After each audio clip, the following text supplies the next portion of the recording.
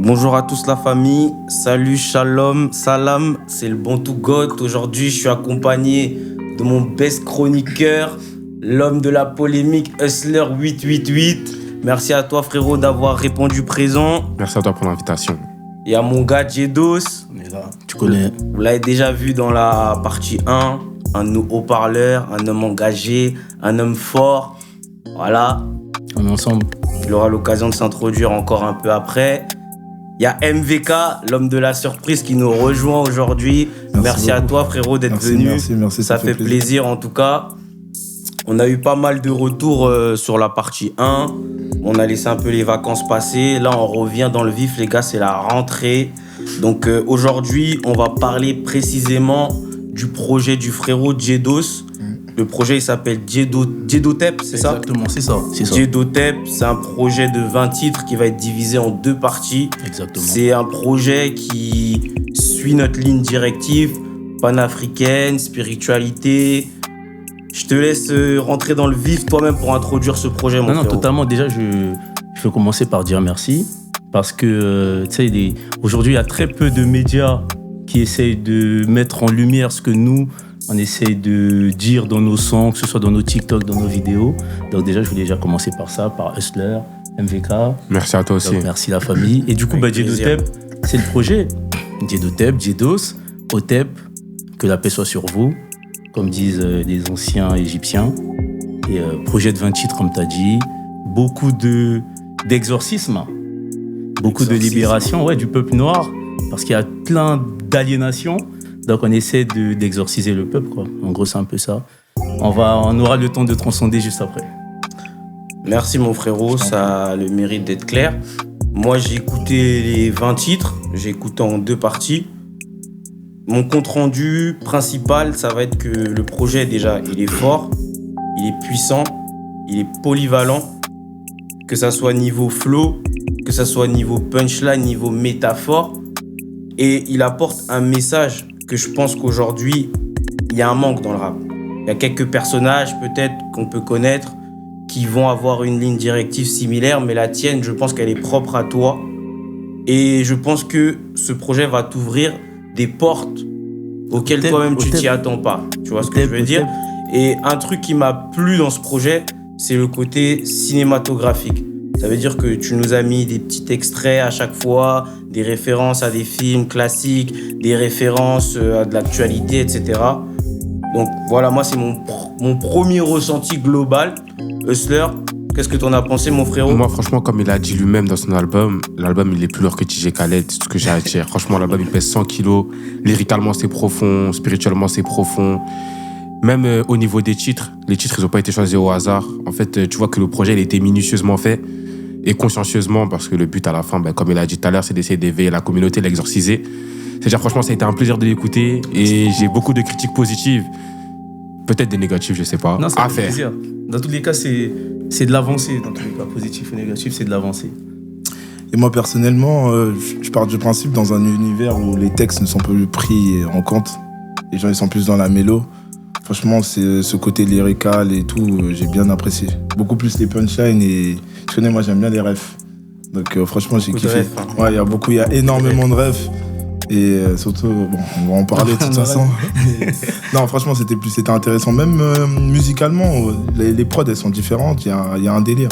En fait, t'arrives à mettre ton flow sur chaque prod et c'est ça qui est intéressant. Et il arrive à nous transporter dans son émotion. Si le son, c'est un son triste, on est triste. Si c'est un son un peu... Si veut les meufs, tu vois, voilà, ça, il nous transporte dans l'univers. Ouais, c'est intéressant de ouf. C'était le but. Moi, je voulais vraiment... Franchement, déjà, ça commence bien. Pour l'instant, on ne m'attaque pas.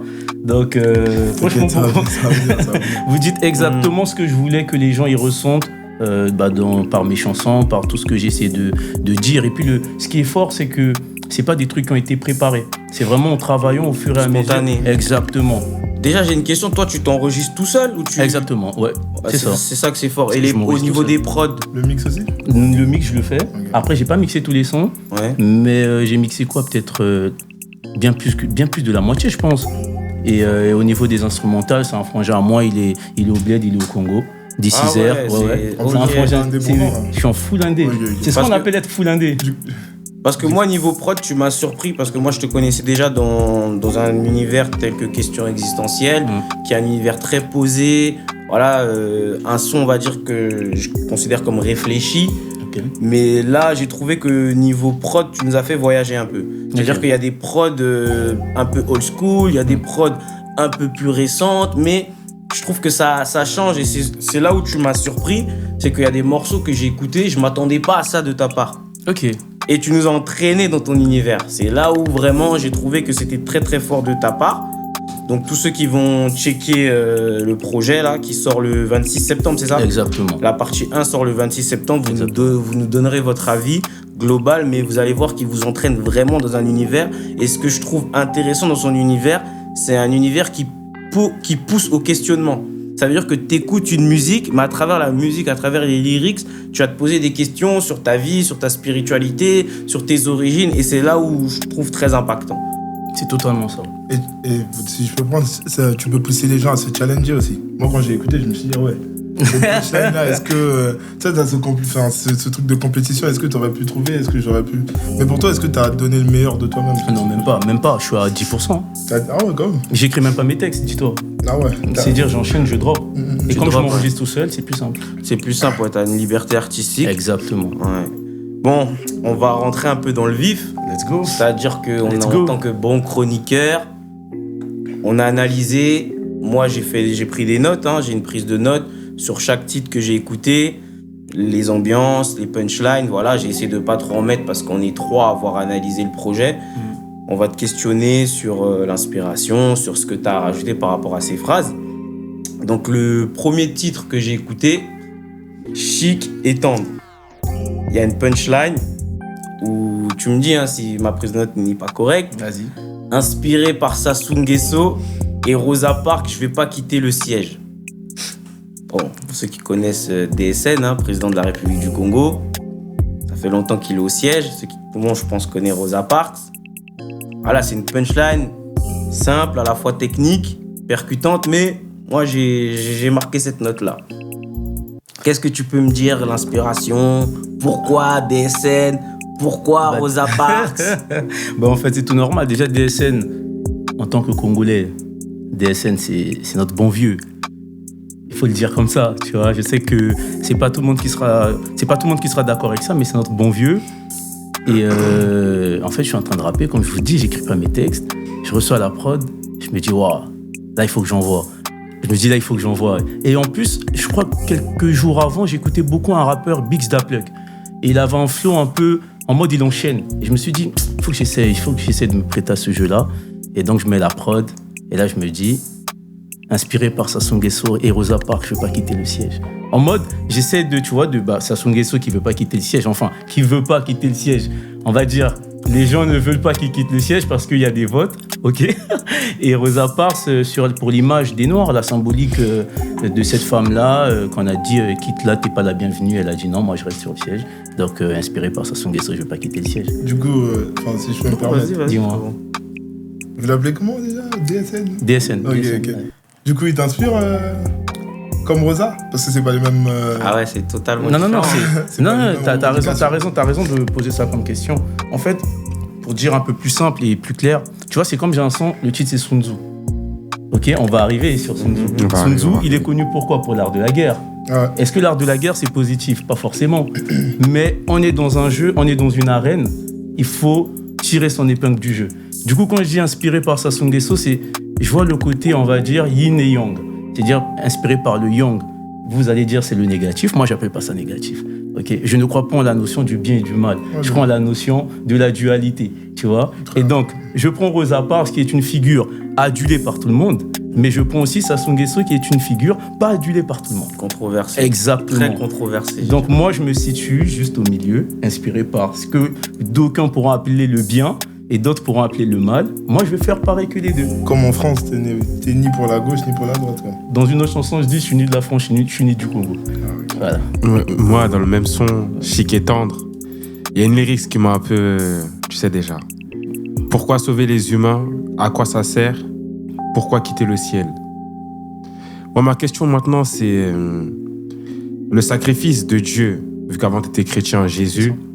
Est-il un acte d'amour pour toi ou une épreuve imposée? J'ai pas compris la question, tu peux revenir mon Tu vois le fait que Jésus il soit venu sur la terre pour mourir pour les péchés de tout le monde. Ok. Est-ce qu'en faisant ça, il nous a imposé une épreuve qui est de forcer à l'adorer toute notre vie, ou c'est vraiment un geste d'amour comme il le dit? Après, tout dépend de ce que les gens ils veulent comprendre. Pour un chrétien, je pense qu'ils vont appeler ça, déjà il appelle le plus grand geste d'amour, et même dans la Bible, tu peux lire Jésus dire le plus grand geste d'amour, c'est de donner sa vie pour les autres. Maintenant, imposer, oui, quelque part, parce que toi, tu vas me dire, moi, j'ai jamais voulu qu'il meure pour moi. Mais le christianisme veut que tu acceptes que lui, il est mort pour toi. Moi, en fait, dans cette phrase, ce que j'essaie surtout de dire, c'est pourquoi sauver les humains? À quoi ça sert? Pourquoi quitter le ciel? C'est-à-dire que moi, je comprends pas que tu es arrivé au ciel et puis tu veux revenir sauver des gens. Ok. Parce que pour moi, là, il n'y a personne à sauver. Parce que la preuve, il est mort sur la croix. Mais ça n'a rien changé. C'est-à-dire que même si on veut aller dans la réflexion plus chrétienne, on va dire que son sacrifice, je ne dirais pas que ça a été vain, parce qu'ils vont parler d'éternité. Mais je dis, dans l'humanité, sur la Terre, il n'y a pas d'amélioration, quoi. Il y a toujours des guerres, il y a toujours des V, ça ne change pas. Donc pour moi, je ne vois pas quelqu'un qui arrive à cette... Enfin, moi, j'arriverai pas au ciel pour revenir vous sauver, quoi. Mais l'éternité, c'est pas le meilleur cadeau au monde. Ça, après, ça dépend de qui croit en ça et qui ne croit pas en ça. Moi, je crois que nos âmes sont éternelles, mais je ne crois pas que nos corps... C'est une forme d'éternité, un peu. Oui, mais totalement. Donc il est mort pour ça, un peu. Après, il faut avoir... nos âmes aussi. Hein, il faut avoir la définition des chrétiens.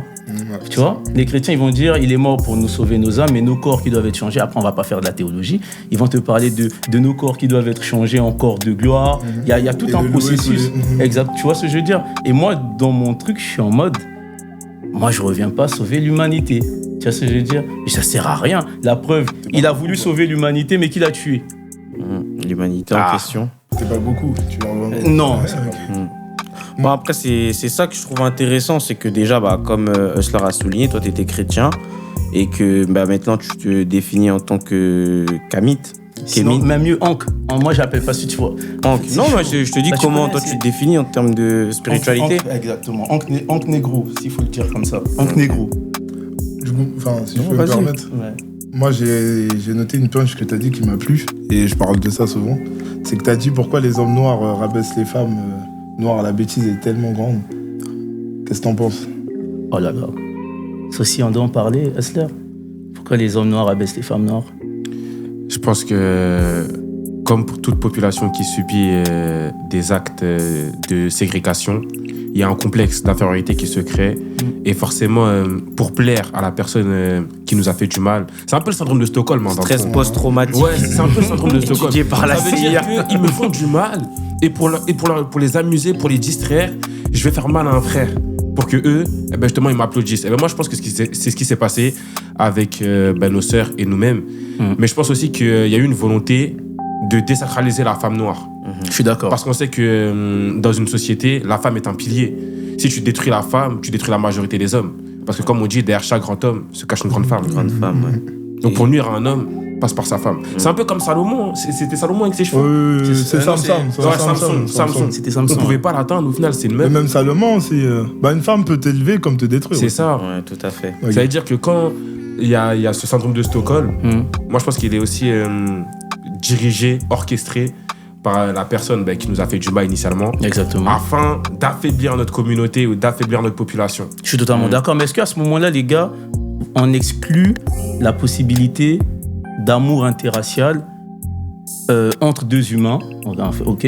Est-ce qu'on considère forcément ça comme une aliénation? Parce que moi, je ne suis pas contre le noir qui épouse une femme d'une autre communauté, tu vois. Mais je suis contre ce côté de rabaisser. Et c'est là, effectivement, que je pense qu'il y a vraiment tu vois, il y a vraiment ce complexe-là. Je pense, excuse-moi de te couper, je pense que c'est vraiment là où entre en jeu ce que j'appelle le stress post-traumatique. Okay. C'est que ça va créer de dénigrer ceux qui nous ressemblent. Et ça passe par les femmes, quand certains rabaissent les leurs pour valoriser d'autres, mais ça crée aussi ce qu'on appelle le colorisme. Totalement. En fait, ça joue sur plusieurs jeux. Et par rapport à ta question, moi, ce que je dirais, c'est que tu peux, pour moi, être un homme noir, te mettre avec quelqu'un qui n'est pas noir, mais par amour, pas par fétichisme, de juste te dire que tu rejettes ceux qui te ressemblent pour te rapprocher de quelqu'un d'autre. Bien que moi, je pense qu'il y a toujours une forme d'aliénation. Ouais. Moi, je pense qu'il y a toujours un petit... Tu vois, Après, ça peut être de un petit l'amour. complexe. Mais du coup, quand tu Ouais, parles de colorisme, nous aussi, on a une couleur en réalité. Donc quand un noir aime une Renoir, c'est pas du colorisme aussi un peu? Non, c'est Non, pas l'endogamie. tout. Non, c'est de l'endogamie. Et encore, c'est que si on parle du même peuple, sinon, en vrai de vrai. Parce qu'il y a plusieurs teintes aussi. Hein. Après, oui, non, moi, quand je parlais de colorisme, c'est plus souvent dans les populations africaines ou afrodescendantes, on a tendance à valoriser la personne qui est plus claire de peau face à la personne foncée de peau, ce qui a Pourtant, elle donné reste les noire. carolites et tout. Pourtant, la personne reste noire, mais ça, c'est un mal-être qu'il y a et on le retrouve pas que chez nous, même chez les Indiens. Ceux qui sont, vous allez regarder un Bollywood, vous allez voir que des femmes claires de peau. Pourtant, dans la population indienne, il y a plus de foncés. Mais c'est pour ça que moi, c'est vraiment ce que j'appelle du stress post-traumatique parce que à l'époque des différentes colonisations, c'est des choses sur lesquelles le colon jouait. Exactement. De catégoriser, de hiérarchiser. C'est là où Les races. d'où vient le racisme. Exactement. C'est de hiérarchiser qu'un tel qui est plus clair est supérieur à celui qui est plus foncé. Et je pense que c'est des traumas intérieurs qu'on garde et que malheureusement, certains d'entre nous qui grandissent dans des civilisations occidentalisées, que ce soit en Afrique, parce qu'en Afrique même, il y a des civilisations qui sont très occidentalisées, ou en Europe, ont tendance à dénigrer les femmes foncées qui leur ressemblent pour valoriser d'autres femmes. C'est vrai. Après, juste par rapport à ce que tu avais dit, Jedos, moi je pense qu'il n'y a pas forcément tout le temps de l'aliénation lorsque un noir va vouloir se métisser avec une blanche. Par exemple, un des pionniers du panafricanisme en Afrique, Cheikh Anta Diop, il était avec une blanche. Et pour moi, tu vois, on ne doit pas prendre forcément comme un exemple. Tu vois. Il a travaillé pour nous quand même. Oui, non, bien sûr, c'est à respecter. Il a fait un travail. Mais est-ce que du coup, on prend comme un exemple? Je Est-ce dis que pas ça qu'il faut devient, prendre comme un exemple, mais moi je dis que, par exemple, cette personne, on sait qu'il n'était pas aliéné. Il aimait le fait d'être... Après, parfois, non, pour moi, le cœur ne choisit pas. Non, moi, On peut pas forcément dire qu'il le était cœur est pas choisi, aliéné. les gars. Moi, je pense qu'on peut pas forcément dire qu'il n'était pas aliéné. Et moi, j'aurais une question. Moi, je pense que c'est sa part Comment vous d'aliénation, faites pour tu vois. aimer comment tu peux faire pour aimer quelqu'un d'une autre communauté si t'arrives pas à t'aimer toi-même? Bah, déjà, il faut partir de là. C'est ça. Parce que moi, on m'a toujours dit, il faut nettoyer sa porte avant d'aller. Tu vas pas te lever le matin et aller nettoyer chez le voisin. Totalement. Mais après, c'est pour ça que je disais je pense que chaque histoire est un peu différente. Oui, Parce c'est que ça, c'est ça. t'as le gars qui a grandi forcément dans un milieu où il n'y avait pas forcément beaucoup de femmes noires, qui s'est retrouvé avec une femme qui n'était pas noire. T'as le gars aussi, on en connaît, hein, des gars qui d'entrée de jeu, ouais, c'est ah non, je la vois comme ma sœur, qui va se tourner vers des femmes différentes. Mais après, je pense qu'il y a une volonté. C'est comme, vous savez, il y a certains maghrébins aujourd'hui qui pètent un câble parce que dans les campagnes publicitaires et tout, on met beaucoup de métissage en valeur. Mais il faut dire que nous, ceux qui sont grandis en France, qui sont arrivés en France jeunes, quand on grandissait à la télé, les modèles de beauté qu'on avait, c'était que des blondes aux yeux bleus ou des brunes aux yeux... Mais pourtant, ça nous a pas influencé. Comment c'est possible? Non, pour certains. Pour certains. Nous, peut-être pas nous personnellement, mais pour certains, indirectement, le fait qu'on te montre qu'à la télé des modèles de beauté de cette catégorie-là, il y en a d'autres qui ont été indirectement influencés quelque part. Et c'est comme aussi on retrouve la fétichisation, même chez des femmes blanches, qui vont aimer que les noirs. Mais Ouais. elle va pas t'aimer pour ce que t'es. Des fois, elle t'aime juste pour ta couleur. La preuve, moi, je me rappelle, fut un temps, quand tu venais m'ajouter sur Instagram, je regardais la blonde, qu'est-ce qu'elle follow. Tu vois que la meuf, sur 300 followers, elle est abonnée à 250 noirs. Tu vas dire, mais attends, c'est bizarre, problème quelque part. Il n'y a pas certains Renois qui ne sont juste pas à la hauteur de nos femmes aussi. C'est ça, parce qu'après, bon, c'est pas toutes nos femmes, mais on sait que la femme noire, je dirais pas de caractère, mais c'est une femme forte qui peut avoir un caractère. Mais c'est pourquoi une on la femme forte. sacralise? En réalité, c'est une femme comme une autre aussi. C'est une femme comme une autre, mais après, moi, je pense qu'on la sacralise parce qu'on est issu de sociétés, il faut le rappeler, qui sont matriarcales. Exactement. Ça veut dire que... Société ou civilisation. Voilà, de civilisation. Parce qu'il n'y a pas eu de peuple en soi qui a été en Afrique. Non, je dirais civilisation, parce que si on voit chez nous, la femme a toujours eu une importance dans les sociétés. Il y a des reines, la reine Zinga, on a eu des reines gouvernées qui avaient une importance. C'était quoi son rôle à elle? Parce que c'était pas elle qui gouvernait en réalité. C'était pas elle qui gouvernait, mais par exemple, moi, je me suis intéressé à son histoire, mais elle a su sceller des unions au moment où il le fallait pour faire avancer son peuple. Donc ça veut dire que ça passait certes par des mariages ou des unions avec des hommes d'autres peuples, mais elle le faisait pour le bien de son peuple, pas pour son intérêt ou ses besoins personnels. Donc après, quand je disais la civilisation matriarcale, c'est dans le sens que moi, mon père m'a toujours dit, nous on était matriarcal parce que avant, on pouvait savoir qui était ta mère, mais on pouvait jamais être sûr de qui était ton père. Exactement. Et on partait de ce principe-là. Donc même toi, on te donnait par exemple le nom de famille de ton oncle maternel. C'est ça. C'est pour ça que les oncles, ils bouffaient, bouffaient comme on dit chez nous, ils mangent l'enfant de sa nièce et pas de son neveu. Parce qu'on ne sait pas si l'enfant qu'on a élevé, c'est réellement son enfant. Et pour ajouter par rapport aux civilisations matriarcales, le frérot là-bas, il est baoulé. Par exemple, chez nous en Côte d'Ivoire, les baoulés, la reine Ablapoku, qui a sacrifié son enfant pour permettre à son peuple de se libérer, c'était une grande femme, quoi. C'était la chef des baoulés. Et au final, elle a même créé l'ethnie, quoi. L'ethnie baoulé. Ça veut dire que vraiment, chez nous, la femme, elle a une place. Des fois, elles étaient plus aptes à prendre des décisions. Au Dahomey, il y avait comment ça s'appelle les Amazones du Dahomey. Ça veut dire que les femmes, elles avaient plus de responsabilités. Voilà, elles n'étaient pas prises comme on a la vision aujourd'hui. Plus de responsabilités. Plus de responsabilités ou juste des responsabilités tout court? Franchement, c'est pas les femmes qu'on a aujourd'hui. Ça change. Bon les gars, je vais vous couper un peu parce qu'il faut qu'on avance sur les titres. Mais en tout cas, c'était très intéressant. C'est comme ça que je voyais la chose. Il y a de la discussion qui s'est créée. Maintenant, il y a un deuxième son que j'ai écouté. Le deuxième, c'était Sobre. On change un peu de sujet. C'est une petite phrase, c'est pas une punchline en soit. Mais j'ai retenu je suis défoncé sous l'effet de Liboga. Parce que t'es le premier rappeur que je connais qui m'a dit qu'il était défoncé sous Liboga. Crois pas que je suis défoncé. Ils sont sous 3 fois filtrés, ils sont sous truc quand t'es sous Liboga. Totalement. Ça veut dire que, déjà introduit, qu'est-ce qu'est Liboga pour ceux qui ne connaissent pas? Liboga, c'est une plante. Après, il faut une plante, on va dire, qui pousse plus au Gabon.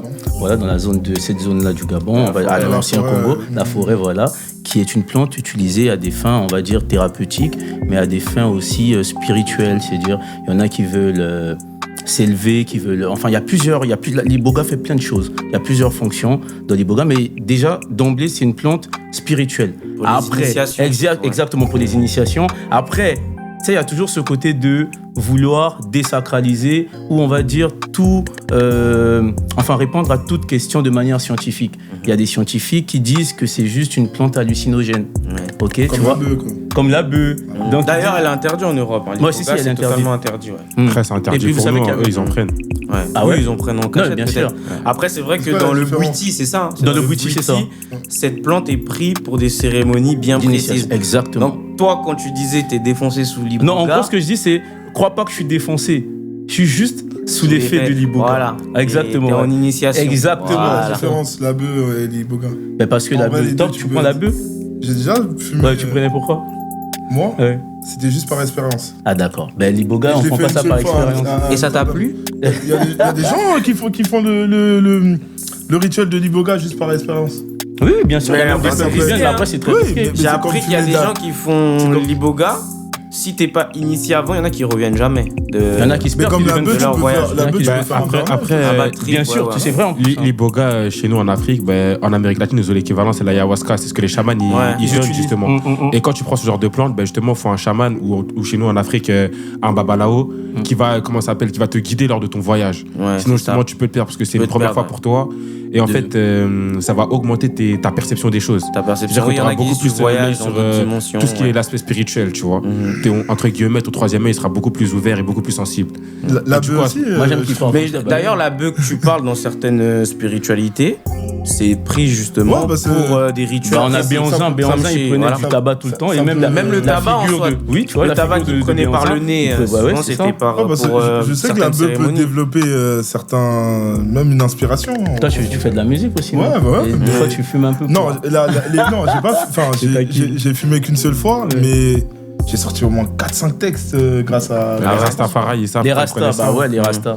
Je crois Bob Marley, il est à fond. Dans la culture Rasta, c'est ça a les mêmes peut-être particuliers. Après l'iboga, parce que déjà moi je dis iboga parce que c'est gabonais, c'est de chez moi, c'est Congo j'ai envie de dire parce qu'à la base le Gabon c'est Congo.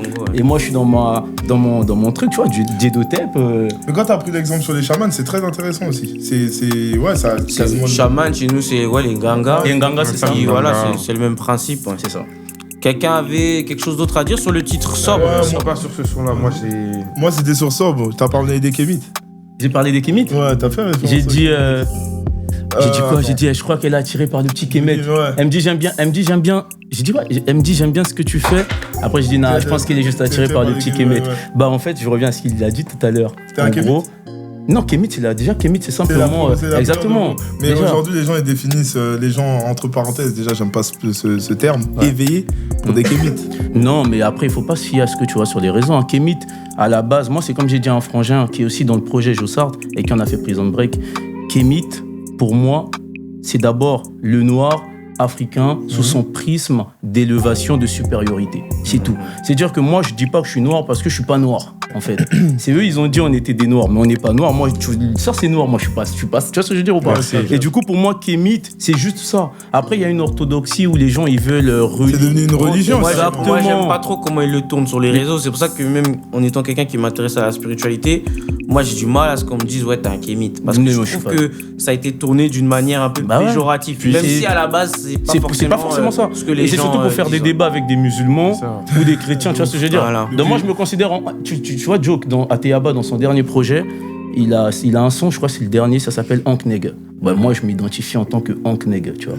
Et Hank, c'est la croix d'Hank que je porte. Et peut-être je vais Mais me du coup, tatouer ça. c'est pas une forme de croyance aussi, hein, cette croix. Mais c'est une croyance, on doit avoir des croyances. Ah, mais donc t'es croyant en fait au final. Mais bien sûr. Ok. Je crois à la tradition Congo, je crois. Et je suis croyant. Mais c'est quoi la différence entre le christianisme et c'est une forme de croyance aussi? Bien sûr, C'est je ça. respecte les chrétiens.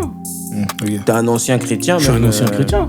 Et même dans T'as certaines quitté une pratiques, il y a croyance pour encore aller des. dans une autre, au Non, final. je suis allé dans ma croyance qui a plus de sens pour moi. Tu vois ce que je veux En dire? plus, pour te couper, t'as fait du rap chrétien un peu, toi. Si, j'en ai fait. Ouais, t'en Totalement, as j'ai fait fait carrément du rap. engagé chrétien, ouais. Ouais. Pourquoi Mais dans tu sais le- que même dans le rap chrétien, en vérité, je faisais pas l'unanimité. Il y a des chrétiens qui disaient Diedos, il est trop. Parce qu'en fait, même dans le christianisme, moi, j'étais dans le message. C'est-à-dire, moi, j'ai les gars de Branham. C'est-à-dire que même dans le christianisme, il y en a qui qualifiaient. J'étais en pas branhamiste, mais j'étais dans ce courant-là. J'ai une anecdote pour Branham. Ouais. C'était en 2012. J'étais avec ma mère et tout, j'étais à Brazzaville. On va chez une tante et tout, on va manger. Et moi, j'étais jeune. Et genre, je me pose et tout. Et je vois un portrait d'un mec, genre un blanc comme ça dans le salon et tout. Ouais. Et je dis, mais c'est qui lui, tout ça, en mode tout ça. Après, je me rappelle, ma tante, elle m'a dit, c'est le prophète Branham. Ah, j'ai dit, mais maman, c'est quel prophète? Et genre, j'étais, tu vois, le jeune qui pose grave des questions et tout. Après, bon, je me suis renseigné un peu sur le truc, un américain qui, comme les C'est ça. Mormons un peu. qui a C'est eu, ça, pareil. voilà, Ah ouais, là, tu as dit Mais- comme des mormons. Ah ouais. Moi, je le vois, désolé pour vous, mais moi, Non, je les vois un Kibangui, peu c'est pareil. plus tu vois. Congo. Kibangui, c'est très Congo. Par rapport à ce que tu viens de dire, il y a forcément une question qui se pose là. Dis-moi. Dans le son Look Mom I Can Fly. Ah, t'allais déjà. Ah, vas-y, parce que là, en fait, le introduis. sujet. C'est vrai, non, Le ouais, c'est sujet, ça, il c'est mieux. complète vraiment. Introduis, Dans ce son, mon il a dit frérot. quoi? Il a dit je porte le poids de mes ancêtres et le péché d'Adam.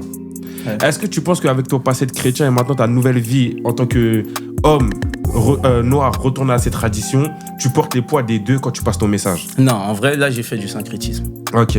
Et je fais beaucoup de syncrétisme dans mes sons. Ok. Il y a un son, 2012, je crois, où je dis je sais pas quoi, à chaque situation, le négro synthétise, j'allie sagesse christique, savoir ancestral, à chaque situation, le négro syncrétise. Mais est-ce que c'est vraiment des choses qui sont à dissocier? Est-ce que tu peux pas tout associer comme tu fais comme Exact, et c'est là, mais c'est très. Moi, je parce que trouve dans la très démarche intelligent. spirituelle, en Ouais. fait, toutes les spiritualités ne sont pas à mettre Totalement. à côté. Et Il merci y a du beaucoup. bon à prendre partout. Merci beaucoup. C'est-à-dire que est-ce que retourner à ces traditions veut forcément dire rejeter tout ce Non. que, entre guillemets, Non. les Blancs nous ont ramené? Non, et moi, je te dis, moi, franchement, je suis même carrément flatté que tu dis ça. Parce que je Mais pense ce que les non. blancs ils nous ont ramené, c'est quoi? Après, faut pas dire. Bon, Bah, après, ça, c'est- c'est... Ouais, voilà, c'est ça. Est-ce que c'est compatible les deux? Tradition et religion? Bah, tu vois, là, c'est encore toi. Mais regarde, là, on parlait du kémétisme. Pour certains, c'est une tradition, mais ici, on a dit que c'était une religion. Là, C'est- Guillaume Lebon, dans son livre La psychologie des foules, dit il y a des gens qui sont pas religieux, mais qui, dans leurs actes, posent des actes Après, religieux. pour moi, nos ancêtres, avant la colonisation, n'étaient pas religieux. Ils étaient spirituels. Parce que pour moi, c'est deux choses différentes. Il avait été converti, le roi du Congo. Oui, Ouais, il avait le été roi converti. qui avait Après, à des fins été appelé politiques. Alfonso Ier, Oui, qui a fait que derrière le Congo soit un pays chrétien. Mais quand je dis nos ancêtres, je remonte un peu avant Tu lui, vois, ok. avant que lui se convertisse, on parlait de spiritualité plus que de religion. Pour moi, c'est une chose différente dans le sens que religion, ça obéit à certains codes et c'est un peu le truc de la loi, le spirituel. c'est un peu plus le côté de l'âme, le côté Après, même dans les religions. Il y a un peu des deux qui se rejoignent quelque part parce que, justement, pour répondre à la question d'MVK, moi, je m'intéresse beaucoup au Bukongo, à la spiritualité Congo. Et c'est vrai qu'à un moment donné, il y a eu un croisement entre la spiritualité Congo et le christianisme. Mais certains qui étaient des Ganga de chez nous, des Congos, reprenaient certains évangiles pour leur pratique. Parce que c'est vrai. Parce qu'ils disaient que certains évangiles portaient une puissance. Bien sûr. Donc voilà, c'est pour ça que je dis que, si on le perçoit d'un point de vue occidental par rapport à nos traditions, on va dire que c'est incompatible. Mais la preuve en est que ça a déjà été compatible dans certains cas. J'ai totalement envie de te dire que c'est plus des démarches belliqueuses en vrai. C'est juste, tu vois, les gens, ils ont ce truc de « Ah ouais, j'ai lu la Bible, ah ça c'était du bullshit, ça c'était du bullshit, ça c'était du bullshit. » Bah tu sais quoi, en fait tout ça c'est du bullshit. Non. Parce que il y a des gens, moi j'ai dit à des gens, vous voulez vraiment rentrer dans les traditions, mais il y a des trucs tu vas fuir. Ma propre tante, elle me dit, Gédon, t'es sûr tu veux vraiment aller là-bas? Tu vois ce que je veux dire? Il n'y a pas que du bon. Et une fois, j'ai fait une vidéo sur TikTok où j'ai dit aux gens, vous croyez que le kémétis, c'est ça qui va vous sauver? Mais pas du tout. Il n'y a pas que du bon. Où je peux... Bon, je vais un peu aller ailleurs, mais où je peux te rejoindre sur le côté Égypte et tout le reste, il faut savoir que dans mon pays, en RDC, il y a le Nil qui sépare. Qui sépare. Qui passe. Exactement. L'Égypte et qui descend. Et donc, ça veut dire qu'il y avait déjà du passage. Ouais. Donc, ça veut dire que... Mais ça, les gars, moi, j'ai une question, je la pose comme ça. Vas-y. Est-ce que vous pensez que quand, par exemple, on va faire le rapprochement entre vous, les Congolais, et les Égyptiens, est-ce que vous pensez que, justement, ce ne serait pas voler l'histoire d'autres Noirs parce que les descendants des Égyptiens sont encore actuellement en Égypte? C'est pas voler, mais parce que... Il faut savoir qu'il y avait beaucoup de passages, il y avait de la circulation. Il y a eu 2 Égyptes déjà. Oui, déjà. Et il y a eu du commerce. Donc s'il y a un fleuve comme ça, c'est sûr qu'il y a eu sûrement des est-ce que vous, en tant que Congolais, vous pouvez être sûr? Non, on s'approprie pas. On dit pas qu'on est des Égyptiens. On n'est pas. Il y a eu sûrement en fait, on a... comme des Espagnols qui sont passés en France. Moi, j'ai eu une discussion avec un vieux qui connaît vraiment en histoire. Parce que je ne parlerai pas des Congos en général, je parle des Bantous, qui disent que déjà, nous, en étant originaires d'Afrique centrale, on sait que nous ne sommes pas les premiers habitants d'Afrique centrale. C'était les Pygmées. Voilà. C'est-à-dire qu'à ce moment-là, nous, on s'interroge sur savoir d'où on vient. Parce les historiens, moi de mes... Après, Éthiopien, c'est un peu vaste parce qu'il faut savoir que, par exemple, quand on entend Éthiopie dans la Bible, Éthiopie, c'est tous ceux qui nous ressemblent. C'était tous les Noirs à la couche. Voilà. Apparemment, il y a une théorie. DSN, son ethnie, ne vient pas de chez nous. Il vient de la Côte d'Ivoire de base. C'est vrai qu'il y a... Apparemment. Je pense que ça va rester. Après, tu sais, il y a des trucs que ça va rester au stade de théorie, ça. Non, mais oui, c'est des. Non, mais ils sont venus. Non, après. Mais c'est comme les bébés. Les bébés, tu sais. Il faut savoir qu'on a été la même nation à l'époque de l'Afrique équatoriale française. Ils sont venus pour notre partie, c'était le même. C'est vrai. C'était le même territoire. Mais après, tu sais, les bébés. Oui, parce que vous faisiez partie de. Non, vous, je sais pas. Mais nous, on est à l'ouest. Non, l'Afrique équatoriale française remontait jusqu'au Tchad, jusqu'au Mali français. Regarde le nom de famille, tu vas voir. Guesso, ils disent que c'est Guesson. Ouais. En fait, parce qu'on a. Ah ouais, les gars, c'est un peu connu assez fort. Ils sont venus pour le. Mais après, est-ce que ça. En vrai, parce que même les Bembés, ce que je voulais dire, au Congo, moi, ma tante, elle me dit les Bembés, on vient de la Zambie. Après, il faut se dire que les peuples ont toujours bougé. Bah oui, c'est ça, c'est pour ça. Faut pas avoir d'attache par rapport à sa question sur l'Égypte. C'est que, en fait, aujourd'hui, on voit l'Égypte juste le territoire que c'est. Mais quand ceux qui connaissent un peu l'histoire de l'Égypte, il y a eu 2 Égyptes. Quand on parle de la Grande Égypte, on parle de, par exemple, Pianki, c'était la 25e dynastie. C'est celui qui a réunifié l'Égypte. C'est-à-dire qu'il a récupéré les anciens territoires d'Égypte pour en faire la Grande Égypte. Et en fait, il y a une question qui se pose simple. C'est que, par exemple, tu vas aller en Égypte, tu vas regarder des hiéroglyphes, tu vas regarder des peintures. Il y en a qui ont la peau de léopard. Mais il n'y a pas de léopard en Égypte. Et Congo, si tu vas en l'étymologie, ça veut dire Congo aller vers le léopard. Celui qui va, en fait, celui qui chasse, ceux qui Congo, ils te disent, ça peut être perçu comme celui qui chasse, celui qui est le dompteur. En fait, nous, ça a toujours été notre emblème. Par exemple, il y avait une question, on disait les Batékés, qui sont un peuple aussi d'Afrique centrale. Certains disaient que les Batékés, c'était pas des Congos. Mais les Batékés, dans leur emblème, ont aussi le léopard. Et si tu demanderas, et l'éléphant, si tu demanderas à un Égyptien maintenant, pourquoi dans vos pyramides, dans vos hiéroglyphes et vos peintures, il y a du léopard, puisque vous n'avez pas de léopard chez vous, ils sauront pas te répondre. Tu vois. Mais après, nous, on s'intéresse souvent au royaume Congo. Les historiens de chez nous, là, je te parle pas des historiens d'ici, te disent que on a minimisé l'histoire du peuple Congo. En fait, pour eux, ce serait une civilisation qui serait beaucoup plus ancienne et qui aurait eu à se régénérer. C'est-à-dire que, par exemple, quand le Nil a été asséché, ils ont dû se déplacer. Mais maintenant, moi, de mes sources, on ne viendrait pas forcément de l'Égypte, du Caire même, mais on aurait suivi l'afflux du Nil et certains seraient même descendus jusqu'en Afrique du Sud parce que quand ça s'asséchait, il fallait bouger. Maintenant, on trouve l'origine des Bantous vers les plateaux du Soudan, etc., qui correspond à l'ancienne Nubie. Et même, c'est même un mélange parce que des fois, vous allez remarquer chez les... Ça va être péjoratif pour certains, mais le Congo-Brazzaville, entre parenthèses. C'est péjoratif de dire Brazzaville. Parce que c'est rattaché à Pierre Savorgnan de Brazza. Le français explorateur. Après, pour moi, ça, je trouve, c'est un peu une fausse polémique. Moi, je le prends pas mal. Non, parce que nous... mais tu mets ça... Après, je peux comprendre. Non, après, on peut comprendre. Mais c'est une fausse polémique. En fait, non, moi, j'ai compris pourquoi. Parce que de base, on est des Congolais. Mais à force de dire Brazza, on nous dit les Brazza. Mais pourtant, par exemple, tous les Congolais de Brazza ne viennent pas de Brazzaville. Donc, ça porte préjudice à certains qui sont d'autres villes, tu vois. C'est pour ça que c'est mal vu. Mais après, nous, nos parents, quand ils venaient en France, ils étaient fiers de dire je suis Congolais de Brazza mais pour se différencier. Du coup, pour moi, le débat, il a plus de sens. Enfin, s'ils disaient que, en gros, pour eux, il ne faut pas qu'on dise Congo-Brazzaville parce que ça nous rattache à ce passé colonial, moi, je suis d'accord avec eux. Hein. Oui, mais après, il faudrait changer le nom de Brazzaville. Mais déjà, il faut aller en Léopoldville. Non, exactement. Ils ont changé le nom. Ou moi, j'aimerais plus emmener entre parenthèses de débat où je voulais en venir, c'est qu'il y a certains Congolais qui viennent du côté du Sénégal aussi, de l'Afrique de l'Ouest, certains Bantous. Après, moi, je trouve pas que ça devrait vraiment nous détacher. Moi, je sais pas si vraiment, demain, tu fais, je sais pas si on peut avoir 100% confiance au test ADN.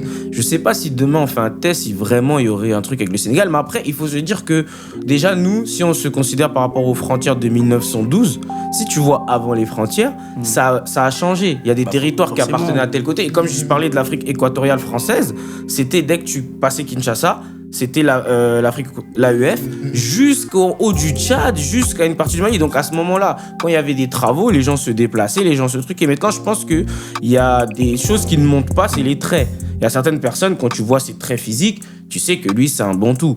Par exemple, moi, je suis déjà tombé sur un Camerounais. On bossait ensemble, je travaillais à l'hôpital avec le masque, la Charlotte, les gens nous confondaient parce que physiquement on avait les mêmes traits. Maintenant c'est vrai que dans ma famille, je peux avoir des cousins qui peuvent avoir des traits aussi d'Afrique de l'Ouest. Mais je pense que c'est pour ça qu'il y en a certains qui disent qu'il faut pas trop se fier à nos drapeaux actuels et à nos frontières actuelles qui ont été tracées à la règle. Il faut plus se fier à nos ethnies et quand tu t'intéresses à l'histoire de ton ethnie, comme il te disait, par exemple, moi qui suis Bembe, je sais qu'il y a des Bembe en Angola, il y a des Bembe en Zambie, il y a des Bembe même qui sont descendus en Afrique du Sud, qui ont pris d'autres noms. Par exemple, les Zoulous ont exactement presque la même tradition que nous, tu vois. C'est parce qu'en fait, c'est des mélanges. Et comme moi, j'ai été surpris, quelqu'un qui venait de Mayotte, qui parlait son swahili, je comprenais ce qu'il disait parce que ça ressemblait à du Kituba. Voilà. Et après, quand il m'a dit oui, limite, je pouvais parler avec lui, mais après, quand il m'a fait comprendre que non, parce que nous, on a une partie qui est bantou, qui est truc. Donc en fait, on a tellement bougé que. Après, c'est les frontières nous définissent pas vraiment. Mais les drapeaux, c'est pour ça que moi, aujourd'hui, les gens qui sont là à se faire la guerre pour des drapeaux, pour des trucs, tu remontes à 3 générations, ces drapeaux-là, ces frontières-là ne voulaient rien dire pour tes grands-parents. C'est là où je trouve que c'est totalement ridicule en fait. Desporuti a dit range ton drapeau, les colons l'ont dessiné. C'est ça. Et après, au bout d'un moment, c'est tout un travail de ressortir les gens de ces codes-là. Donc, du coup, dans le fond, t'es pas trop contre le tribalisme? C'est pas que je dirais Moi, personnellement, je suis pour. Non. C'est pas parce qu'on est tribaliste qu'on peut pas s'entendre. Après, le tribalisme a des limites. Le tribalisme, c'est déjà, tu vois, c'est déjà le nom lui-même, il est déjà affilié à quelque chose de négatif, tu vois. Comment ça? Dire je suis tribaliste, c'est un peu comme dire je suis raciste. Non, si un peu, parce que du coup, le tribalisme, c'est pas toujours, tu sais, c'est pas ce truc d'ethnocentré, c'est ce truc de je suis tribaliste, c'est dire moi je protège mon ethnie, je suis pour mon ethnie. Limite, ça ressemble à une pensée très racialiste, tu vois. Désolé de te couper, Diedo, si tu mets le tribaliste devant, c'est que tu supprimes le panafricanisme. Parce que là, pour l'instant, pour moi, on doit s'unir d'abord. Après notre union, si on a gagné, on peut. Est-ce que, par exemple, tous déclarer nos ethnies et se définir par rapport à nos ethnies, qui n'est pas le prisme du colon, se définir par le prisme de nos confrères en Afrique? Parce que si on va en Afrique, demain, il n'y a pas de noirs. Toi, t'es Kituba, l'autre il est Moulouba, moi je suis Djineka, l'autre il est Pété, l'autre il est Baoulé. Il n'y a personne qui est noir. C'est-à-dire qu'en réalité, ce discours, on l'a parce qu'on est ici en France. Mais si on va sur le terrain, on va pas parler de panafricanisme. Mais c'est pas parce qu'on est tribaliste qu'on ne peut pas se rassembler. La preuve, la Côte d'Ivoire, la preuve, le Sénégal. En réalité, c'est plus en Afrique centrale que le tribalisme. Ah, nous, le tribalisme a fait du mal. Très accentué. On peut pas mal avec nos termes. Chez nous, à l'Ouest, c'est pas tellement ça. Tu sais, mais après, tu vois, moi, c'est plus dépend le mot, il est des pays. chargé. Le mot est chargé. Ça va mieux, mais c'est Ça vrai va que Ça dans fait la trop de plupart des mal. pays d'Afrique, Ça si tu dépend, vois les ça fait guerres, trop de mal. Au l'issue Congo, des guerres, il y a quand même Au Nigeria, c'est Le Nigeria, c'est les religions, c'est pas le tribalisme. Oui, mais il y a une partie quand même de tribalistes aussi qui C'est joue. plus les religions. Parce que si tu vois bien, généralement, Mais une même en Côte ethnie est d'Ivoire, ça veut affiliée dire à que c'était la une religion. La Souvent, guerre, c'est ça. Ouais. Non, c'était le président. Ah, moi, j'ai entendu que c'était. Non, d'après c'était ce le président, il voulait pas lâcher le pouvoir. Du coup, il y a eu une guerre, mais c'était religieuse, il pas... n'y avait pas une mini-guerre religieuse. Non, bon, peut-être en 2006, mais c'était vraiment une guerre Non, en très fait, courte. c'est pas forcément le fond même qui est religieux, mais comme je disais à Diedos, c'est qu'il y a certaines ethnies qui sont historiquement affiliées à certaines religions. Donc ça Ouais. veut dire que quand on arrive avec deux opposants d'une ethnie différente et d'une religion différente, ça impacte forcément. Moi, mais je pense que c'est un cas différent pour vous en Afrique de l'Ouest que nous en Afrique centrale, parce qu'en Afrique centrale, on a presque tous la même religion, à part peut-être ceux qui sont encore dans les religions ancestrales et traditionnelles. Sinon, en vrai, par exemple, les musulmans sont des immigrés, genre les Maliens, les Mauritaniens, etc. Mais sinon, on a tous été, tu vois, forgés par la même C'est colonisation. ça, parce tu que vois. moi, dans le fond, moi, je pense que le tribalisme, ça va pas forcément nous empêcher de nous souder. Parce que le tribalisme, moi, je pense que se voir par son ethnie, c'est d'abord le premier respect par rapport à nos frères sur le continent, parce que eux-mêmes, c'est ça qu'ils appliquent. En venant avec cette mentalité d'on est tous des noirs, on se met automatiquement du point de vue du colon. Et là, je pense que c'est une erreur qu'on fait. Oui, mais Là, je pense que c'est une erreur. Parce que c'est le colon qui nous a laissé croire que, bon, on est tous des noirs, on est juste des noirs. non. Mais sur le Vas-y. terrain, quand on est en Afrique, on Bah, est je veux notre dire, ça ethnie. dépend, mais tu sais, ça dépend pourquoi. Je vais prendre l'exemple du Rwanda. Ouais. Tutsi, Hutu. Mais on te dit qu'avant, les colons, Tutsi et Hutu, vivaient ensemble, il n'y avait pas de problème. Quand les colons ils viennent, qu'est-ce qu'ils font? Bah, ils doivent trouver un beau et un vilain. Un grand et un petit peu. Hein, tu vois ce que je veux dire? Et du coup, le tribalisme, bah, c'est ça qui le génocide au Rwanda, c'était une tribal, guerre ouais, c'est tribale. Qui a été aussi Mais c'est ça, instrumentalisé je l'ai pas derrière. dit. Ça, c'est encore une fois, comme je dis, ce problème chez vous, il est beaucoup plus accentué. Mais partout en vrai. Mais c'est Si tu partout. regardes du Mais côté tu vois, de le l'Est, Rwanda, c'est l'Afrique de l'Est. en Afrique de l'Ouest. de l'Ouest. Il y avait les Dahomey et les. Comment ils s'appelaient? Il n'y avait pas que les Dahomey et les. Ouais, Les Dahomey, c'était un royaume, c'est pas une ethnie. Enfin, c'est pas une ethnie. Comment C'est ils les s'appellent? Fons, Les Yoruba et c'est les les Fons, ils Fons. sont ensemble. Non, c'est pas les Francs, c'était pas les Francs. Il y avait qui? Comment ils s'appelaient ceux qui vendaient les esclaves? J'ai complètement zappé. Les Hausa. Non, pas que c'était pas les Haoussa. J'ai zappé, Les mais Oyo, je il crois, y avait il y a un une truc guerre qui et ils ont dû faire intervenir les Anglais. Les En Anglais. quelle année? Faut que j'ai les infos, mais Parce je te que montrerai ça, à je la crois- fin. Ils ont Si fait quelqu'un, intervenir. les gars, si Non, moi, quelqu'un j'ai- qui moi, regarde j'ai- dans moi, les j'ai- commentaires, je te montre à la fin. quelqu'un qui est d'Afrique de l'Ouest, les gars qui s'y connaissent. Ils ont fait, parce que le gros pôle de N'hésitez la pas. Moi, je dis traite- pas que chez nous, il n'y a pas de la traite- tribalisme. hein. Je dis juste que chez nous, par rapport à chez vous en Afrique centrale, il est beaucoup moins accentué. Oui, c'est vrai, c'est vrai. Beaucoup, Moi, je trouve beaucoup aussi qu'en moins Afrique de l'Ouest, accentué. c'est un peu moins accentué. Mais après, il y a quand même ce côté-là des ethnies qui se marient pas entre eux. Bien sûr. Bon, Ça, c'est on va les- essayer d'avancer un peu dans le Bien débat, sûr, les ouais. gars. Non, on va y revenir. Bon, après, j'allais parler de. J'avais une dernière question Vas-y. pour revenir vite fait. Ouais, vas-y, Et vas-y. du coup, le panafricanisme, c'est désolé du terme, c'est de la merde alors. Si on reste sur les tribus.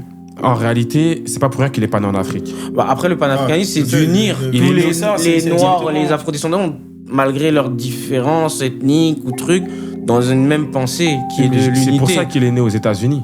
Oui. Parce que les États-Unis, les Afro-Américains n'ont pas d'ethnie. Mais du coup, Donc il n'y a que eux qui peuvent se définir d'abord par le fait d'être noirs. Nous en Afrique, il n'y a personne qui se définit par le fait d'être noir. Tu parlais des Rwandais tout à l'heure. Les Rwandais, ils rafalent pas tous les Congolais, ils cherchent que les Hutus. Les Rwandais savent qu'il n'y a pas de noirs, ils cherchent les Hutus. C'est-à-dire que même chez nous, il n'y a pas cette vision de on est des noirs. Sinon aujourd'hui, le Rwanda a attaqué tout le Congo. Tu vois ou pas Après, tu vois, le problème du Rwanda, c'est.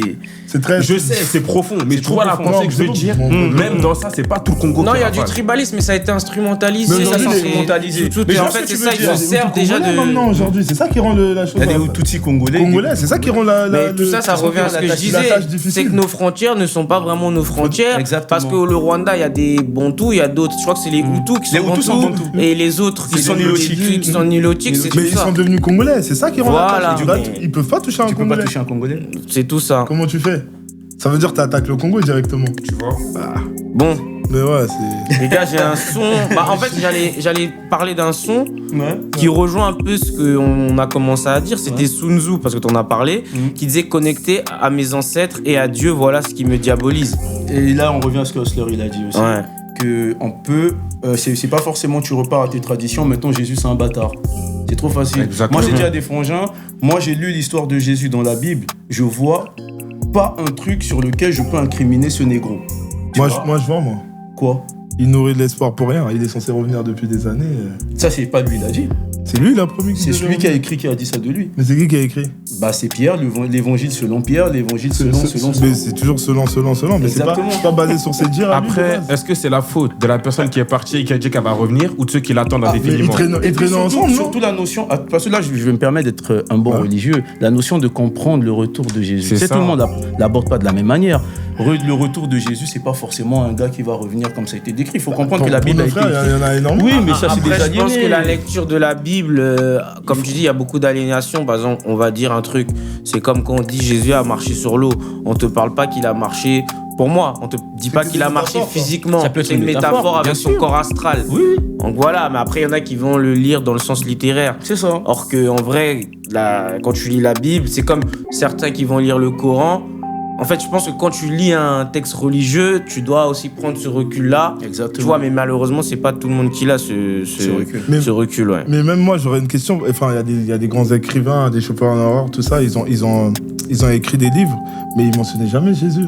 Comme s'il avait jamais existé. Après, il faut comprendre, il y a un peu sur le sujet de Jésus, c'est un sujet, gars, c'est trop débattu, tu vois. Mais oui, c'est vrai. Mais les catholiques peuvent te dire ils vont te prendre les récits de Flavius Joseph. Après, moi, tu vois, je suis pas trop dans cette démarche de prouver est-ce que Jésus. Voilà. Je suis pas. Sinon, je peux faire pareil avec nos ancêtres. Tu sais, nos ancêtres aujourd'hui, c'est bien beau tout ce qu'on fait sur eux, tout ce qu'on dit sur eux. Mais en vrai, on n'en sait pas grand-chose. Si ce n'est que des trucs qu'on te raconte, on te dit, ouais, ton grand-père, il était capable de faire ça. Moi, je dis, ah, ok, ben faites-le encore, on va voir. C'est comme j'aime bien les gens qui attaquent les kémites sur TikTok, ils disent, vous dites les Égyptiens, ben, c'est un prêtre en plus, il s'appelle Abib Leskanda, c'est un Congolais, il a dit, quand on va en Égypte, ben on voit les pyramides. Là, on peut se dire, oui, il y avait une ancienne civilisation. Vous êtes les dignes descendants des Égyptiens et vous n'arrivez pas à reproduire ce qu'ils ont fait, c'est chaud. Ouais, C'est vrai. Et en parlant d'ancêtres, là, c'est pour ça que c'est très, très, très, très important. Ah ouais. Dans le son Sinji le cœur, t'as dit, je fais ce que je pense que mes ancêtres méritants me disent de faire. Comment tu sais que c'est eux qui te donnent cette information? Encore une fois de plus, c'est une croyance. Ok. Tu vois, moi, je suis pas dans un délire où je vais te dire, tu vois, regarde, déjà l'idée de Non, faire mais ce- tu fais des rituels, toi, tu Non, m'as dit, si, bien sûr. Mais tu vois, l'idée. Non, bien les sûr. rituels, on te parle. dans les Oui, bien rituels. sûr. Je sais que t'es un mec mystique. Non, bien. Mais c'est dans ça qu'on est. Non, C'est dans ça mais qu'on tu vois, est. mais même, regarde, tu vois, la dernière fois où qu'on s'écrit pour dire, Ouais. il faut qu'on fasse le Moto Vision épisode 2. Tu sais que c'est un Aussi. truc de fou. Vas-y, Ça, raconte, c'est un tu truc vois, de ce fou. Moi, je sais pas, parce que ça fait un moment, je devais reprendre. Je dormais un peu parce que j'étais sur d'autres trucs. Je dors et tout, je me réveille, je dis, j'ai vu déjà son truc Diedotep et tout, j'ai vu qu'il sortait un projet, j'ai vu un peu les titres et tout. Je me suis dit, ah, mais vas-y, ça serait bien qu'on fasse un truc centré sur son projet. Je l'avais même pas encore écouté. Mais je te jure, je l'ai même pas encore écrit. Même pas 48 heures après, il m'a envoyé un message. Il me dit quoi? Ouais, je lâche sur mon projet, etc. Viens, on fait un truc. Mais je dis, bah vas-y, direct, frérot. Je pensais au même truc que toi. Direct. Peut-être la même énergie, peut-être. Mais après, même moi, pour énergie. moi, ça, c'est ça, c'est comme ça. Et Il y a des les trucs, chrétiens ça parlent du s'explique pas. Saint-Esprit, il y a des trucs, ça s'explique pas. Voilà, tu vois. je te jure que ça, c'est. Après ça, métaphysiquement, ça a été. Ça a été prouvé, ouais. Physiquement. Ouais. Mais en fait, le Saint-Esprit, c'est juste quelque chose qu'on peut pas expliquer finalement. Pour les chrétiens. Mais là, nous, on peut expliquer. Mais même le Saint-Esprit, on peut expliquer. Il n'y a rien en vrai dans la spiritualité qu'on peut pas expliquer. Mais est-ce qu'il y a un truc que je voulais que tu nous expliques? Oui. Ça concerne un de tes titres, parce que je sais que c'est un gars que tu apprécies, peut-être qui t'a influencé ou qui t'a impacté. C'est ça. C'est Saint Patrick Tsenge. Pasteur Paulette. Je sais que. Voilà, ce 1 million titre, d'euros, c'est quoi? 1 million d'euros, c'est quoi? C'est Ce rien. titre-là. C'est juste 10 000 personnes qui donnent 1 000 euros. Non, pour moi, c'est un businessman, non? Il est Non, c'est un très visionnaire. bon businessman. Non, il est Apparemment, visionnaire. il avait été envoyé pour des études de finance, il a fini pasteur. Bah, Il est fort. Mais ouais, je sais qu'il nous fait taper des barres, mais quelque part, il rejoint un peu tout ce qu'on peut voir de négatif sur l'église. sur l'église. Pourquoi et tout. négatif? Négatif, je pense que c'est ce truc-là de dire que forcément, pour avoir une bénédiction, il faut que ça soit vénal, il faut que ça soit financier. Financier, Pour être béni. Pourtant, on est dans un monde où tout se paye. Hein. Oui, mais dans ce cas-là, je pense qu'on sort un peu du religion, on rentre plus dans le capitalisme. Or que de base, Le côté religion. C'est le capitalisme. Oui, c'est ça, c'est ça. C'est la nouvelle religion. Mais il y a, par rapport à ce son-là, il y a une punchline qui était très très lourde que j'ai notée. C'est quand t'as dit, je pense qu'à détruire le temps, je donne du taf aux Templiers. Je pense qu'à détruire le temple. En vrai, de vrai, on peut creuser à fond. Moi, je veux que tu la creuses, celle-là, parce qu'elle était lourde. Parce que les Templiers, c'est l'armée des religieux, déjà. Après, il y en a qui disent... Attends, t'as dit, je pense qu'à détruire le temps ou le temple? Non, le temple. Le temple, ok. Ouais. Je pense qu'à détruire le temple, mais j'utilise encore une figure christique, la figure de Jésus, où il dit en 3 mois, je détruis le temple, et en 3 mois, je le reconstruis. Et les gens disent, toi, tu vas détruire le temple. Alors qu'il parlait de lui-même.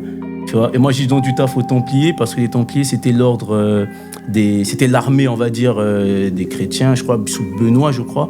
Et en gros, je fais un jeu de mots avec le temple et détruire l'armée des En plus, avec la prod et tout, franchement, ça, elle est marquante. Toujours mon gars, This Is Air, c'est lui qui a fait toutes les C'est fort. Ouais. Et moi, il y a une punch, si on revient sur Shinzo, qui m'a beaucoup plu. C'est ils aiment pas leur accent, ils améliorent leur français. Ouais, parce que c'est le cas. Comme dit Desporucci, il a dit quand il est passé chez le chairman, il dit quand il arrive en France, tout le monde est en mode ouais, mais toi t'as un accent. Il dit mais moi l'accent je l'entends pas, les gars. Ouais. Tu vois ce que je veux dire? Et il y a des gens, ils pensent que c'est forcément le processus d'assimilation. Il faut que tu vois, des petits trucs cons, tu vois, il veut. Moi j'ai un problème avec ce genre de négro. Pour moi, il faut t'assumer comme tu es. Les Canadiens, pardon, ils ont un accent. Les Belges, ils ont un accent. Les Français, ils ont un accent. Ouais, c'est ça. Je vois pas en quoi, tu vois ce que je veux dire? Non, mais encore une fois, comme je disais tout à l'heure, le syndrome de Stockholm. Ouais, c'est totalement. Mais les anglophones n'ont pas ce problème-là, ils s'en foutent de leur accent. Moi, je travaille avec beaucoup d'anglophones, je parle anglais. L'autre qui parle accent australien, indien, l'instant truc, ils s'en foutent. Ouais. Après, à vrai dire, c'est que nous, les francophones, qui auront une facilité à nous moquer d'entre guillemets l'accent anglais des Africains. Ouais. C'est facile de dire, ouais, ton accent du Ghana, ton accent du Nigeria, comme si là-bas on parlait pas. Mais quand ils parlent un très bon anglais, alors qu'ils parlent un très bon anglais. Tu vois, quand ils vont au State, personne se moque d'eux. Personne, nous ici, mais ça, c'est le côté encore une fois, c'est un complexe, parce que ça sera la première personne qui sera devant, sera un Renoir, qui sera aux manettes qui portera son téléphone pour dire, oh oui, toi, ton accent du Ghana, comme si au Ghana, l'anglais, il était pied. En fait, l'anglais, pour lui, l'anglophone, tant que je te comprends, tu me comprends, on s'arrête là. C'est ça. Et j'allais dire quoi, pour avancer un peu dans le temps, tu vas nous sortir un son, ce que tu as noté par rapport à un son qu'on n'a pas parlé. Et après MVK, pareil. Et après moi, pareil, comme ça, on va avancer un peu dans le temps. Dans le son Kabuto, j'ai dit, je suis ni de France, ni du Congo. C'est pas Brazza qui me donne des ailes. Exactement, en gros. Des ailes ou des ailes? Des ailes. Tu vas en venir où par là? Je suis né de France, donc en fait, j'ai pas ce truc d'appartenance à une terre. Tu vois, ouais. Donc, je suis né de France. Sur le côté où les gens voudront que je dise la France a fait ci pour moi, non, j'appartiens à rien. J'appartiens pas aussi du Congo, et je rappelle que c'est pas le Congo qui m'a donné des aides. C'est-à-dire que quelque part je nie ce côté français, on va dire, et en même temps je nie ce côté congolais. T'es un apatride. Exactement. Hein. Et moi j'ai une question par rapport à ça. Dis-moi. Est-ce que t'es comme le frérot MVK? Tu penses que le Congo n'a pas de culture? Non, mais que le Congolais n'a pas de culture. Je suis pas d'accord avec lui. Il a fait polémique le bro avec ça. En fait, tu voulais en venir où en disant ça? En fait, franchement, moi je veux même qu'on accorde une interview dans le projet. Non, moi, au début j'ai pas compris. Après je pense avoir compris. Mais je laisse expliquer d'abord. Non, mais t'avais une question Non, parce que t'as vu, moi en tout cas, en tant qu'Ivoirien, ce genre de propos ça me choque. Parce que demain, la Côte d'Ivoire, il n'y a pas d'histoire précoloniale. Mais moi j'estime que le Congo, avant que les colons arrivent chez vous, il y avait déjà le royaume du Congo. C'était déjà une terre, il y avait déjà des cultures, il y avait déjà des ethnies, il y avait déjà des choses qui se pratiquaient. Or que nous, c'était un regroupement de différentes ethnies que justement le colon a forcé à nous rassembler. Or que vous, le territoire existait réellement. Il existait à moitié. Okay. Là, tu parles du Congo actuel ou du royaume Congo, il existait à moitié. Enfin, il y a une partie qui n'est pas dans le royaume Congo. Mais le vrai Congo, c'est Brazza. C'est eux les vrais Congolais. On peut prendre la capitale, c'était au Cabinda, je crois, si je me trompe pas. Non, c'est à Banza Congo, un peu plus loin. Mais ça revient au même, c'est comme la Côte d'Ivoire, il n'y avait pas vraiment de territoire. Après, moi, je pense que par rapport au royaume Congo, parce que j'ai bien étudié le cas, je pense que c'est un peu différent, parce que certes, il y avait le royaume, tu avais la base du royaume, du Luango mais aussi. Tu sais que nous, on nous dit souvent royaume Congo, mais en fait, à l'époque, c'était plus vu comme un empire. Parce qu'en fait, par exemple, le royaume du Luango, moi, j'ai de la famille qui vient de Luango, j'y suis allé même au port de débarquement d'esclaves et tout. Et en fait, c'était les royaumes voisins prêter allégeance au royaume Congo. C'est-à-dire que même quand tu regardes sur Netflix Renzinga, quand ils parlent des Congos, ils ont peur parce que les Congos, ils influençaient toute la région. Mais pour moi, du moment que tu as des royaumes voisins qui leur portent allégeance, qui leur payent un tribut tous les mois pour vivre selon leur dogme, selon leur spiritualité, on parle même plus de royaume. Finalement, c'est comme Rome et avec tout l'Italie, l'Espagne, etc.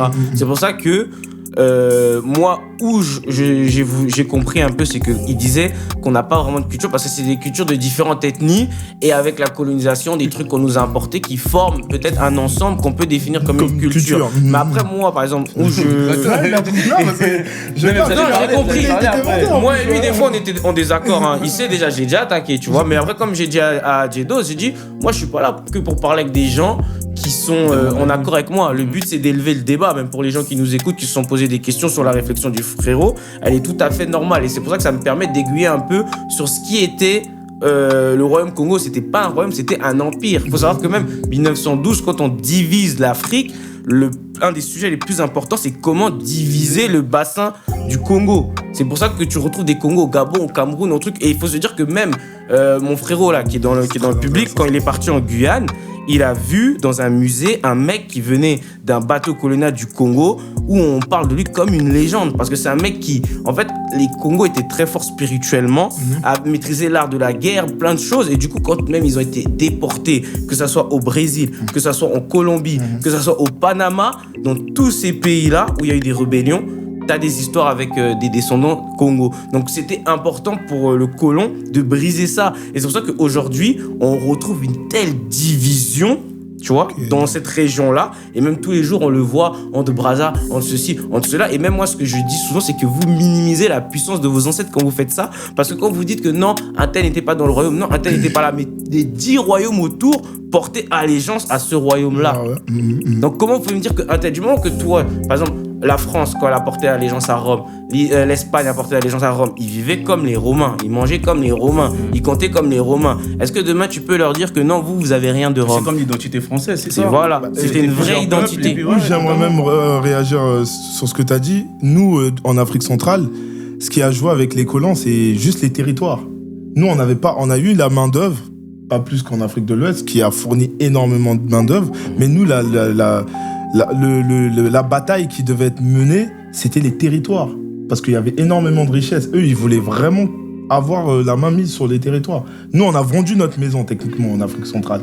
Et c'est pour ça que moi, quand je parlais de la culture, je vais préciser, je voulais dire culture unifiée. Et je l'ai dit dans ma vidéo, mais c'est très intéressant, c'était juste une mise en scène pour pousser la réflexion. J'ai dit aux gens, oui, j'ai rencontré un tonton, on a commencé à discuter. En vrai, c'était faux. Mais je voulais juste voir... Est-ce que les Congolais allaient capter où je veux en venir? Est-ce qu'on allait vraiment réfléchir? Est-ce qu'on allait vraiment réfléchir? Après, il a un ton, c'est ça. Après, moi, c'est ma DA, c'est comme ça que je vois les choses. Mais en fait, il y a toujours un message derrière. J'essaie de pousser la réflexion. Mais là, t'arrives presque au même stade que Slur au niveau polémique. Hein. Ah ouais? Là, ça commence à se péter au niveau polémique. Non, mais moi, je veux me calmer. Moi, sinon, mon compte, il va sauter. Sinon, t'as un son, toi, que tu voulais peut-être mettre pour Djedos. Pour Djedos. Moi, c'est le morceau quand on a parlé il a parlé de l'accent et tout, ça m'a parlé personnellement dans Shunzo parce que c'est celui qui est revenu le plus. Parce que nous, quand on est venu en France, on avait ce côté-là, on voulait paraître bien auprès des autres, avoir un accent assez bien prononcé pour montrer qu'on parle bien français. Je pense aussi du côté, moi je suis les deux, du côté du Congo-Brazzaville, nous on est il y a aussi ce côté où on est... de fierté d'apporter dans le français. Même quand on tape les Quinois, c'est les Quinois, ouais, ils parlent pas bien français. Mais même moi, dire les Quinois, pour moi, ça me dérange. Je peux comprendre. Tu vois. Et il y a cette guéguerre-là. Et dans ce morceau, quand tu dis... La phrase, elle me touche personnellement. Parce que quand j'arrive en France, j'ai un accent. J'arrive même pas à parler en cours ou lever la main. Sinon, toute la classe va rigoler. Ouais, ça, c'était dur avant. On était durs nous-mêmes avec nos semblables. C'était pas... Quand t'arrives en France, c'était pas des blancs qui viennent... Mais moi, c'est des... Je crois les premières personnes... Enfin, les personnes qui me parlent en premier, c'est une fille déjà en particulier. Et c'était pas une Renoir. Ceux qui me vannaient en classe, c'était des Sénégalais, les Congolais, les Maliens. Ouais, mais ça, je sais. Tu vois, du coup, moi, la prochaine, elle m'a parlé personnellement. Mais moi, j'ai une petite question par rapport au son Sinners. Il y a une petite punch que j'ai bien aimé. En fait, il y a... Non, c'est pas ce son où j'ai aimé pratiquement toutes les phrases. Mais dans Sinners, il y a une petite phrase, moi je la trouve très révélatrice. Ouais, dis-moi mon ref. Si je marche sur l'eau, ils m'appelleront Belzébuth. Les noirs adorent le blond aux yeux. Oh, j'ai noté la même. Les gars, vous êtes tout. Oh, j'ai noté la même. Est-ce qu'on a besoin de. Il n'y a pas besoin de parler plus longtemps. Merci. Il n'y a pas besoin Je pense qu'on peut même sauter en vrai. Moi, j'ai rajouté une phrase à ce son. Ouais. C'est si ça pète, ils me diront au Simbikissi. Ouais. Ça veut dire qu'en gros, pour ceux qui comprennent pas, ça veut dire que quand tu perces, ils diront que t'as forcément pactisé pour que ça arrive là. Et ça, je pense que c'est un truc qui fait du mal à la communauté. Parce que Huster, je sais que t'es beaucoup dans ça, d'attaquer les gens sur le spirituel, il a pacté. Mais j'ai l'impression que nous, en tant qu'hommes noirs, ou en tant qu'homme, peu importe de notre ethnie, si on se définit en tant qu'ethnie, on a l'impression qu'on peut pas réussir sans pacter. J'ai l'impression que dès que c'est quelqu'un qui nous ressemble, qui arrive à un certain niveau, on se dit « Ah, il a forcément pacté ». Par rapport à ça, tu vois, avant-hier, j'ai une grosse remise en question parce que je regardais mes story time, c'était une meuf comme ça, une rebeu. En gros, elle explique qu'elle est dans une famille chérie. Elle est née, elle a un petit frère et elle avait que sa mère, son père, il était pas là. Maintenant, elle a grandi. Déjà, quand elle est petite, elle a subi des trucs bizarres. T'as capté l'histoire de V et compagnie. Maintenant, ça l'a déjà assez traumatisée. Elle a grandi. Elle a essayé d'avoir un enfant, il est mort. Elle a essayé d'avoir un deuxième enfant, il est mort. Après, son petit frère, il est mort. Après, sa mère, elle est morte. Mais à côté de ça, financièrement, elle avait l'argent. Et en gros, elle essayait d'expliquer qu'en gros, l'argent rend pas heureux. Et en fait, quand j'ai écouté son histoire, je me suis dit, mais elle, là, tu le mets ma mélanine. Mais les gens, ils vont dire, c'est ça. Ouais, elle a fait de la sorcellerie. Voilà. Pourtant, les gens ne comprennent pas que l'argent a un prix. L'argent vient pas tout seul. Ouais, mais moi, j'ai une anecdote avec ça, excuse-moi de te couper. Moi, tu vois, par exemple, j'ai un cousin à moi qui est venu du bled, du pays, tout ça. Il est arrivé, il est passé par le Sénégal, il est arrivé en France. Il m'a dit un truc, il m'a dit, tu sais, quand j'ai commencé à bosser avec ton père, à l'accompagner dans ses missions à gauche, à droite et tout, j'ai compris que ce qu'il disait au bled, c'était n'importe quoi. Parce que moi, mon père, comme c'est un mec qui vient de nulle part, il y a personne qui l'a poussé, il vendait ses fruits au marché pour acheter ses cahiers. Aujourd'hui, il a quand même réussi, tu vois, il a sa société, et il emploie des blancs dans le pays des blancs, tu vois. Et au bled, il disait, ah, lui, c'est un franc-maçon, lui, c'est un sorcier, lui, c'est ceci, cela. Mais il ne voyait pas du lundi au samedi, du lundi au dimanche, en train de cravacher de 8h à 22h, comment il fait pour avoir son pain, tu vois. En fait, j'ai une réponse à ça. C'est juste ton père a fait ce qu'eux, ils peuvent pas faire. Ouais. Dans le sens où Ils attendent que Jésus. Ils attendent que Jésus. Au-delà même d'attendre Jésus, il y a un courage. Ouais. Oui, pour moi, la vie, c'est le courage. Et c'est pour ça que quand t'avais dit ta vidéo de oui, les parents africains sont les connards originels, où ça m'avait piqué parce que je sais que bon, j'ai compris après, attention, on a échangé. En vrai, j'ai un livre dessus qui arrive, Ouais. si je peux faire ma promo. Mais pour moi, ça reste des connards et des hypocrites. Et je parlais dans la culture, dans la transmission, en fait. Dans la transmission. Oui, après, Parce que financièrement, je peux pas juger, je connais pas les pour finances de certains, tout le monde. parce que moi en dehors du financier, parce que moi j'ai connu mon père, j'étais petit, il était étudiant, on habitait dans un studio, tout ça, j'ai vraiment vu son évolution, tu vois, et ça a mis du temps. Mais transmission, moi, en 2012, 2010, il m'a ramené jusqu'au village, jusqu'au truc, la langue, etc. Après, je sais que c'est pas chez tout le monde, on en a parlé, c'est frérot, ça, ouais. mais c'est vrai que c'est pas la globalité non plus. Après, pour c'est défendre vrai que- certains de nos darons, il y a des darons qui sont beaucoup dans la transmission. Vous, par rapport au Congo, c'est vrai que la situation aussi, elle est beaucoup plus complexe. Par rapport à la guerre qu'il y a eu dans le passé, il y a des parents qui, quand ils viennent en France, ils préfèrent laisser le Congo derrière. Ouais. Et ils ne pas. Mais ils font Alors du que dans mal, les ceux-là autres aussi. pays, Je pense que c'est pas... Non, mais alors que dans les autres pays qui n'ont pas forcément subi une guerre, il n'y a pas forcément ce rejet de leur pays. de leur nature. pays, ouais. Alors que La eux, France a subi la guerre. Non, mais je parle de nous en tant Non, mais c'est vrai que c'est bien ancré sur certains Congolais que, en fait, dès qu'ils ont quitté, ils disent on repartira C'est plus. fini. Après, moi, c'est différent parce que moi, mon père, il a jamais vraiment voulu quitter. Il a quitté par contrainte. Et il a quitté par contrainte parce que dès qu'il est venu, il a fait ses études, il est reparti travailler au bled. Attends, les gars, je vais vous couper. Tu peux clôturer, frérot, mais après, ouais. Ouais, c'est ça. 2 minutes, mais t'inquiète, je te laisse clôturer. Ouais, vas-y. Dans 2 minutes. Vous interrompre, désolé. Non, mais c'était pour te dire, tu connais parce que j'ai vu l'heure qui passe. T'es lancé. Moi, j'ai vu pas mal. Non, mais après, c'est comme ça, les gars, ça a bossé. Hein. Après, moi, je vais te tacler sur les sons un peu love, là. Comme ça, parce que après, le reste, en fait, on a parlé de certains sujets, mais ça a globalisé Ça a tout, globalisé le projet. ouais. Bon, moi, j'ai vu mon frérot Jedos, il y a certains sons où tu m'as surpris, en mode sentimental, tu vois, en mode Mario, Omarion, Chris Brown, un peu, tu vois. J'ai vu que ce côté-là de toi, je le connaissais pas. Ouais. Mais je pense qu'il y a des sons comme Manigance, il y a des sons... attends, j'ai noté parce que j'ai pas Look tous les Mama titres. Can T'as Look Mama Can Fly, Earth Figure aussi, qui est un mood très R&B et tout. Donc on sent que... Pas que t'as souffert en amour, mais on sent que t'avais un bagage émotionnel que tu voulais nous apporter sur le sujet. J'ai une question, l'amour existe? Non, j'y crois plus. Ok. Ah, tu y crois plus? Non. Il est blessé. Je crois à mon l'amour. frère. Je suis ouais, il a dit il est trop blessé. Les non, femmes, en vrai, vous avez vu en ce que vrai. vous faites, les femmes? Non, en vrai, c'est pas les femmes, C'est lui-même. c'est nous-mêmes. Non, c'est ça. C'est nous-mêmes, en fait. Bah, en fait, faut penser à soi, tu vois. Moi, j'aime bien utiliser des versets de la Bible. Je sais que ça dérange, mais la Bible, c'est important, faut la C'est un lire. très tu bon vois. livre philosophique, hein. Salomon, dans la Bible, il dit « Je vous en conjure, au nom des biches, réveillez pas l'amour avant le temps. » En fait, des fois, malheureusement, on fait l'inverse, c'est ce que je veux dire. Donc, c'est pas que j'étais blessé émotionnellement, mais en fait, j'ai pris conscience d'un truc. Je me suis dit « Ah ouais, en fait, c'est comme ça, tu vois. Ah, en fait, ça, il y a ça. Et bah, du coup, je prends mon micro et j'enchaîne, tu vois. Et j'ai voulu montrer ce côté-là aussi dans Diedotep pour dire qu'il n'y a pas que les débats de l'Afrique, il n'y a pas que l'Afrique, il n'y a pas que les Kémites, il n'y a pas que les Ce qui chrétiens. forge l'homme aussi. Il y a aussi ce qui forge l'homme. Les Ouais, échecs, c'est les ça. réussites, Exactement. sentimentales, professionnelles. On en a Exactement. beaucoup parlé du professionnel aussi. Hein. C'est vraiment un ensemble, hein, Ouais, Diedotep, ouais. tu vois. Mhm. C'est... Du coup, t'as un cœur à prendre? Je n'attire que Lui, c'est un l'argent. farceur, Je vais attirer que- Mais lui, c'est un fumier. Après, il va Jedo, c'est le connard original. Il va pas Jedo, c'est le connard original. Ah, je suis mort. Bon les gars, si je vais faire un tour de table, chacun finit par un mot de la fin et moi je termine. Hein, ce que vous avez à dire donc, les frérots. comme on avait commencé par dire au début de ce podcast, franchement, le projet, il est lourd. Les explications, elles sont lourdes. Tout est lourd. Je souhaite que du bon. Merci Hein. beaucoup, mon ref. On attend ça avec impatience. De toute façon, on va propulser, on va envoyer la force. Continue comme ça, mon frère, ça fait plaisir. I like it. Déjà, merci pour l'invite. Ça fait plaisir. Je connais, j'essaie de ne pas apparaître un peu partout, mais pour toi, je connais, je le fais. On se connaît depuis longtemps et franchement, musicalement, j'ai rien à dire. Juste aller streamer. Parce que je sais que t'es fort, donc voilà. Merci, mon On va ref. donner de la force de ouf. Jedo, je te laisse.